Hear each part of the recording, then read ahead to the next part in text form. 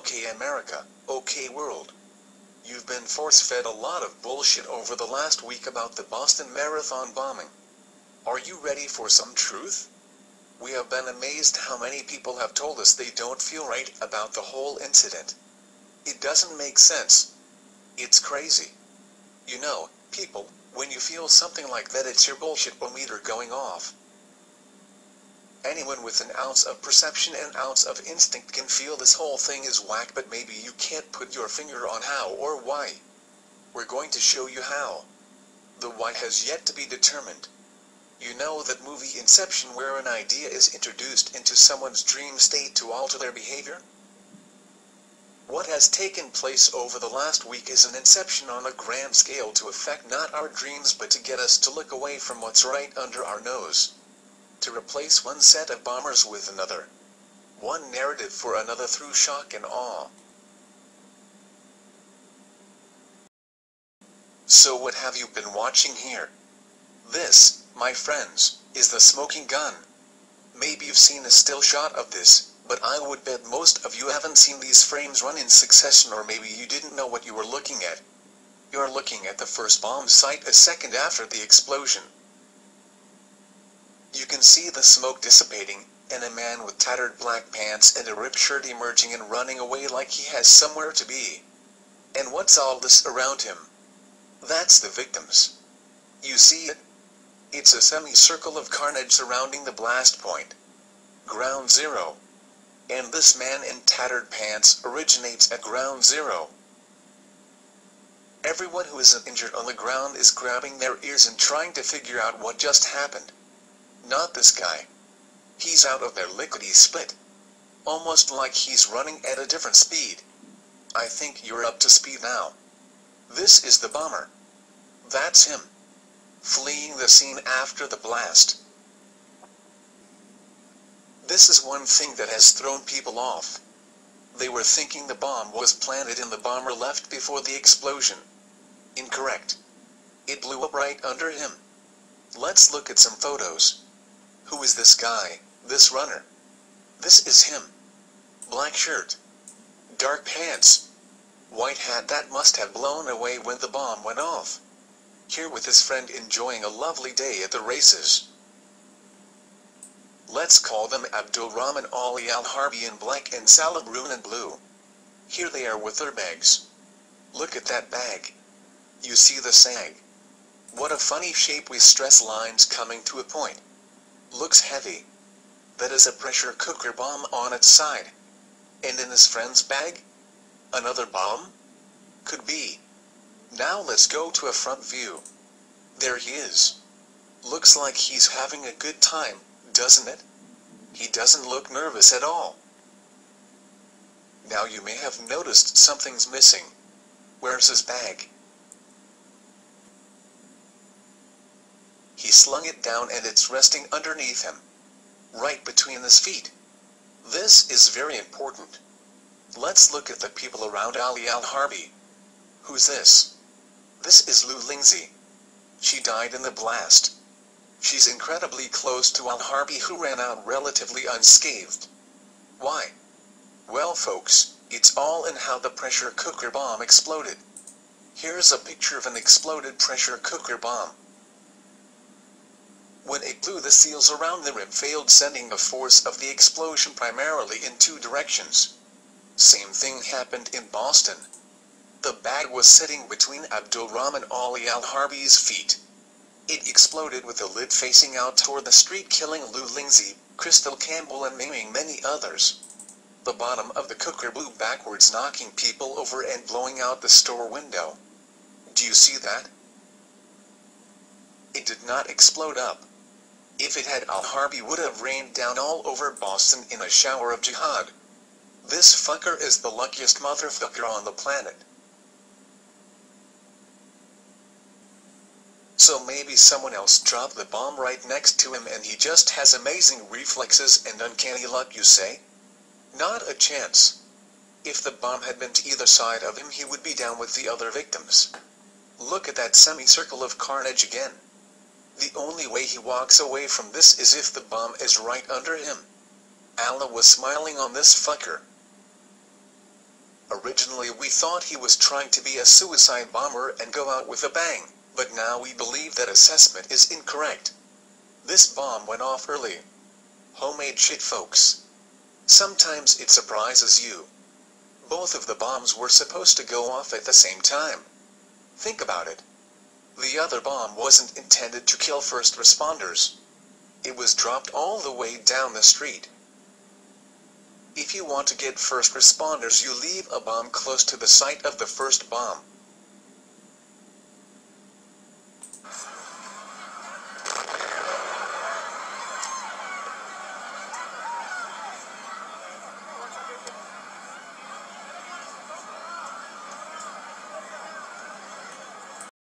Did you notice Al-Harbi's friend is nowhere to be seen?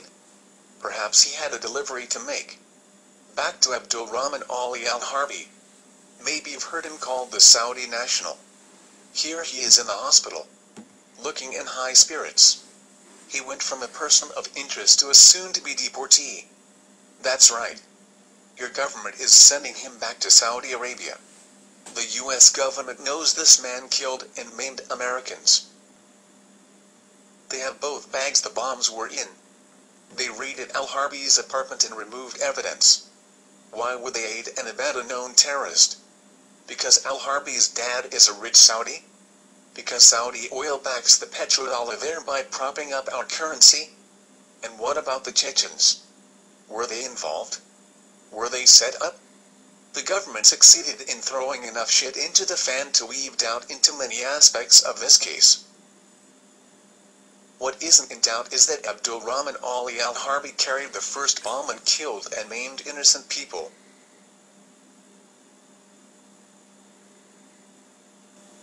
The rest of the week was an elaborate inception to erase these two men from the minds of America and replace them with these two men. Then they unleashed the shock and awe, shutting down the city. Heavily armed troops, vehicles, helicopters. The works. All the other theories of Navy SEALs or contractors placing the bombs are complete and utter bullpucky. They'd love for you to waste your time in the dead end. Don't. The truth makes sense. They had to shut a city down and scare the shit out of you to make you believe something that doesn't make sense. Now are you ready for a real mindfuck? Listen to this clip from the FBI, see if you can spot the sleight of hand. Can you catch the inception? Make no mistake, this is some grim shit.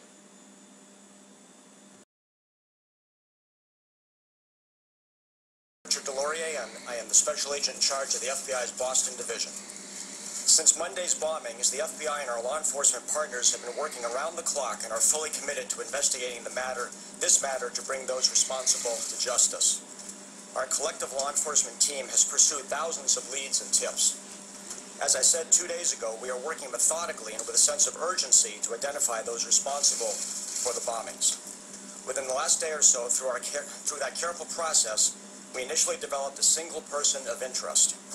Not knowing if the individual was acting alone or in concert with others, we obviously worked with extreme purpose to make that determination. The entire force of the federal government, the FBI in Boston, around the world, as well as our partners in the Boston Police, ATF, Massachusetts State Police, and more than 30 agencies of the Boston Joint Terrorism Task Force have set about to ensure that all responsible for the bombings will be brought to justice. More importantly, it was done to ensure the future safety of the city of Boston, the Commonwealth of Massachusetts, and the country.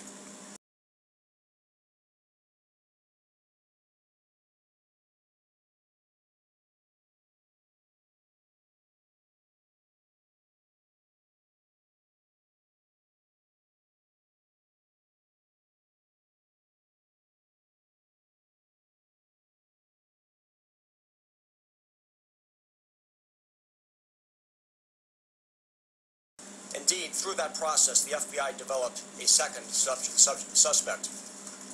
Today, we are enlisting the public's help to identify the two suspects.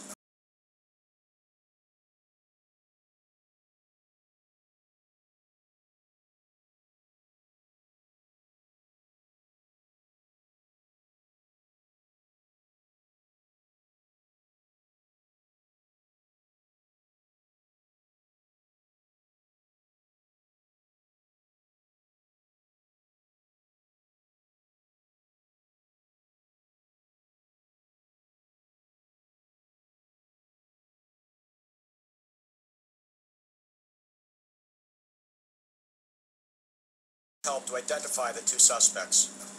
After a very detailed analysis of photo, video, and other evidence, we are releasing photos of these two suspects. They are identified as Suspect 1 and Suspect 2. They appear to be associated. Suspect 1 is wearing a dark hat. Suspect 2 is wearing a white hat. Suspect 2 set down a backpack at the site of the second explosion, just in front of the Forum restaurant. We strongly encourage those who were at the Forum restaurant who have not contacted us yet to do so.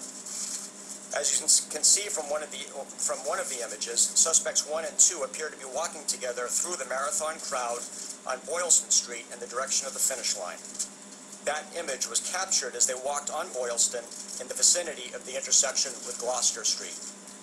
As you can see, the quality of the photos is quite good, but we will continue to work on developing additional images to improve their identification value. Further, on FBI.gov, we have photos of the suspects. The photos and videos are posted for the public and media to use, review, and publicize. For clarity, these images should be the only ones, and I emphasize the only ones, that the public should view to assist us.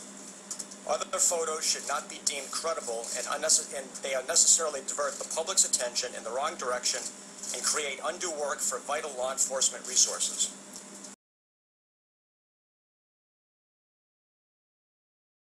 For more than 100 years, the FBI has relied upon the public to be its eyes and ears. With the media's help, in an instant, these images will be delivered directly into the hands of millions around the world. We know the public will play a critical role in identifying and locating these individuals. Somebody out there knows these individuals as friends, neighbors, co-workers, or family members of the suspects. Though it may be difficult, the nation is counting on those with information to come forward and provide it to us. No bit of information, no matter how small or seemingly inconsequential, is too small for us to see. Each piece moves us forward towards justice. It is extremely important to contact us with any information regarding the identities of Suspect 1, Suspect 2, and their location. We consider them to be armed and extremely dangerous. No one should approach them. No one should attempt to apprehend them except law enforcement. Let me reiterate that caution. Do not take any action on your own. If you see these men, contact law enforcement. If you know anything about the bombings or the men pictured here, please call the telephone listed on the photo arrays. That's 1-800-CALL-FBI. Again, that's 1-800-225-5324. All calls will be kept confidential. We have also established a website for tips that directly relates to the bombing. Please contact us at BostonMarathonTIPS.FBI.gov. Again, that website is BostonMarathonTIPS.FBI.gov. The photos can be viewed on our website, FBI.gov. It is important to emphasize the images from Monday are indelible, and the horror of that day will remain with us forever. This further underscores our obligation to investigate this crime judiciously in order to bring those responsible to justice. The victims and the survivors deserve nothing less, excuse me.